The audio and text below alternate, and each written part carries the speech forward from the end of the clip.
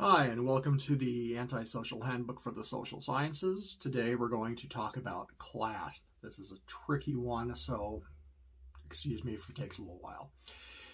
The word has a lot of meanings. The one we're talking about here, one we're more interested in focusing on in the social sciences, is sort of a social class. The word's originally comes from a Latin origin, and it was used to describe determine citizen rank in order to determine how much obligation they had to pay for the military.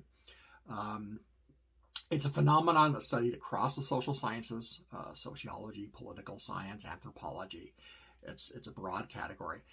And despite so being broadly recognized and used, there's not a lot of firm consensus on exactly what it means and what it contains. Sometimes these ideas actually conflict with other ideas, but there's some broad, general sort of ways that we can discuss class because it's important. Um, Despite having been used for centuries, it kind of shifts, and it generally means it's a system of ranked hierarchies. That's general consensus. It's a system of ranked hierarchies.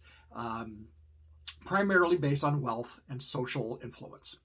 In the late 18th century, it sort of took over and replaced things like ranks and estates and titles as a prevalent way of classifying groups of people. And they get kind of broken down into typically working class, middle class, and upper class. And each of those ranks has certain privileges that they're allowed. And expected. Like middle class tends to have more access to education than working class. Working class tends to have lower wages. Upper class has a lot of ranks and privileges, etc.